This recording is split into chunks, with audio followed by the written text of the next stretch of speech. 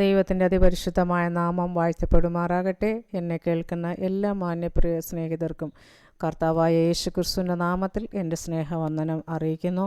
അല്പനേരത്തെ നമ്മുടെ ചിന്തയ്ക്കായി 2 രാജാക്കന്മാർ 6-ാം അധ്യായം അതിൻ്റെ 16-17 വാക്യങ്ങൾ.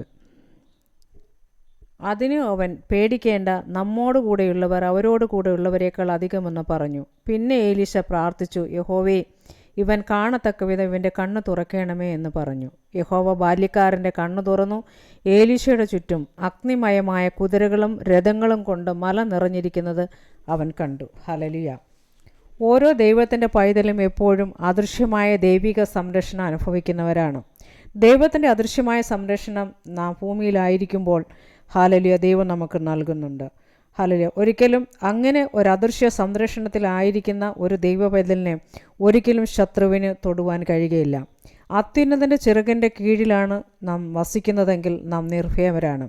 ഇവിടെ അരാൻ രാജാവായ ബെൻഹദദ് തൻ്റെ ശക്തിയുള്ള സൈന്യത്തെ ഏലീശ പ്രവാചകനെ പിടിക്കുവാനായി ഇസ്രയേലിലേക്ക് അയച്ച് ഏലീശ പാർത്ത പട്ടണം വളഞ്ഞു.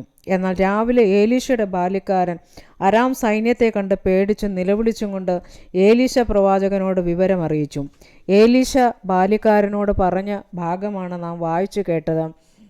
അതിന് അവൻ, പേടിക്കേണ്ട, നമ്മോട് കൂടെയുള്ളവർ അവരോട് കൂടെയുള്ളവരേക്കാൾ അധികമെന്ന് പറഞ്ഞു. പിന്നെ ഏലീശ പ്രാർത്ഥിച്ചു, യഹോവേ, ഇവൻ കാണത്തക്ക വിധം ഇവൻ്റെ കണ്ണ് തുറക്കണമേ എന്ന് പറഞ്ഞു. യഹോവ ബാല്യക്കാരൻ്റെ കണ്ണ് തുറന്നു. ഏലീശയുടെ ചുറ്റും അഗ്നിമയമായ കുതിരകളും രഥങ്ങളും കൊണ്ട് മല നിറഞ്ഞിരിക്കുന്നത് കണ്ടു. ഹല്ലേലൂയ. ഇതാണ് പ്രിയരെ ദൈവിക സംരക്ഷണം. ശത്രു സൈന്യത്തിന് ദൈവത്തിൻ്റെ ഭക്തനെ തൊടുവാൻ കഴിയുകയില്ല. ഈ അദൃശ്യ സംരക്ഷണം നമുക്ക് കാണുവാൻ കഴിയണമെങ്കിൽ നമ്മുടെ അന്തർദൃഷ്ടി പ്രകാശിക്കുവാൻ കഴിയണം. ഒരു യഥാർത്ഥ ദൈവഭക്തന് മാത്രമേ ഈ അദൃശ്യ സംരക്ഷണം അനുഭവിക്കുവാൻ കഴിയുകയുള്ളൂ. നാം ഇയ്യോബിൻ്റെ പുസ്തകത്തിലേക്ക് കടന്നു വരികയാണെങ്കിൽ അതിൻ്റെ 1-ാം അധ്യായം അതിൻ്റെ 10-ാം വാക്യം നമുക്ക് ഇപ്രകാരം കാണുന്നു. നീ അവനും അവൻ്റെ വീടിനും അവനുള്ള സകലത്തിനും ചുറ്റും വേലി കെട്ടിയിട്ടില്ലയോ? നീ അവൻ്റെ പ്രവൃത്തിയെ അനുഗ്രഹിച്ചിരിക്കുന്നു എന്ന് പറഞ്ഞു. ഹല്ലേലൂയ. ദൈവഭക്തനായ ഇയ്യോബും ദൈവത്തിൻ്റെ ഈ അദൃശ്യ സംരക്ഷണത്തിലാണ് എന്ന് നമുക്ക് കാണുവാൻ കഴിയും. ശത്രു എത്ര കിണഞ്ഞ് പരിശ്രമിച്ചിട്ടും സാത്താന് ഇയ്യോബിനുള്ള ഒന്നിലും കൈവയ്ക്കുവാൻ കഴിയുന്നില്ല. അവസാനം സാത്താൻ തന്നെ ദൈവത്തോട് പറയുകയാണ്, നീ ഇയ്യോബിനും അവനുള്ള സകലത്തിനും ചുറ്റും വേലി കെട്ടിയിരിക്കുകയാണ്. ഹല്ലേലൂയ. ദൈവം അനുവദിച്ചെങ്കിൽ മാത്രമേ സാത്താന് നിന്നെ തൊടുവാൻ കഴിയുകയുള്ളൂ. ദൈവവചനത്തിൽ നാം പരിശോധിച്ചാൽ ദൈവഭക്തന്മാർ എല്ലാവരും അദൃശ്യ സംരക്ഷണത്തിനകത്തായിരുന്നു. ദൈവം അനുവദിക്കുന്ന കഷ്ടതകൾ മാത്രമേ നമ്മുടെ ജീവിതത്തിൽ കടന്നു വരികയുള്ളൂ. ചിലപ്പോഴൊക്കെ ദൈവം എന്തിന് അത് അനുവദിക്കുന്നു എന്ന് ചോദിച്ചാൽ അതിൽ കൂടെ ചില ദൈവിക പദ്ധതികൾ വെളിപ്പെടുത്തുവാനുണ്ട്. നിന്റെ ഭക്തിയെ ലോകത്തിന് വെളിപ്പെടുത്തേണ്ടതായിട്ടുണ്ട്. ഹല്ലേലൂയ. ദാനിയേൽ സിംഹത്തിൻ്റെ കുഴിയിൽ എറിയപ്പെട്ടപ്പോൾ ദൈവം സ്വദൂതനെ അയച്ച് സിംഹത്തിൻ്റെ വായിൽ നിന്ന് അവനെ വിടുവിച്ചു. ശദ്രക്ക്, മേശക്ക്, അബേദ്നെഗോവിനെ എരിയുന്ന തീച്ചൂളയിൽ എറിയപ്പെട്ടപ്പോഴും അവർ ദൈവിക സംരക്ഷണത്തിലകത്തായിരുന്നു. ഹല്ലേലൂയ.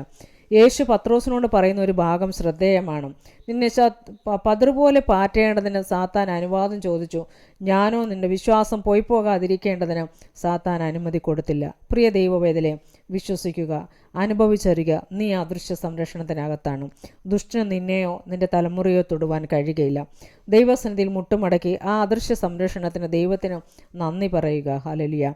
ഓരോ ദിവസവും നാം അനുഭവിക്കുന്ന ഹല്ലേലൂയ ആ ദൈവിക സംരക്ഷണം ഹല്ലേലൂയ നാം ഉണരുമ്പോൾ തന്നെ ആ അദൃശ്യ സംരക്ഷണത്തിലാണെന്ന് നാം വിശ്വസിക്കുവാൻ നമുക്ക് കഴിയണം. ആ അദൃശ്യ സംരക്ഷണം നാം കണ്ടുകൊണ്ടാകട്ടെ നാം ഓരോ ദിവസവും എഴുന്നേൽക്കുന്നത്. നാം എന്നേ നഷ്ടപ്പെട്ടു പോകേണ്ടതായിരുന്നു, എന്നേ ശത്രുവിൻ്റെ കയ്യിൽ അകപ്പെട്ടു പോകേണ്ടതായിരുന്നു. എന്നാൽ ഒരമ്മ തൻ്റെ കുഞ്ഞിനെ മാറോട് ചേർത്ത് വഹിക്കുന്നത് പോലെ ഈ കഴിഞ്ഞ സംവത്സരങ്ങൾ മുഴുവനും നിന്നെ ദൈവം തൻ്റെ സംരക്ഷണത്തിന് വലയ്ക്കകത്താക്കി നിൻ്റെ ജീവനും ഭക്തിക്കും വേണ്ടുന്നതൊക്കെയും നിനക്ക് ദാനം തന്ന് നിന്നെ വഴി നടത്തിയ ദൈവത്തിൻ്റെ കയ്യിൽ നിന്നെ തന്നെ സമർപ്പിക്കുക. നമുക്ക് ആവർത്തന പുസ്തകം അതിൻ്റെ 33-ാം അധ്യായം അതിൻ്റെ 27-ാമത്തെ വാക്യം വായിക്കുമ്പോൾ, പുരാതനനായ ദൈവം നിൻ്റെ സങ്കേതവും കീഴെ ശാശ്വത ഭുജങ്ങളുമുണ്ട്. അവൻ ശത്രുവിനെ നിൻ്റെ മുമ്പിൽ നിന്ന് നീക്കിക്കളഞ്ഞ് സംഹരിക്കുക എന്ന് കൽപ്പിച്ചിരിക്കുന്നു. ഹല്ലേലൂയ. ഈ വചനങ്ങളാൽ ദൈവം നമ്മെ സഹായിക്കട്ടെ. God bless you.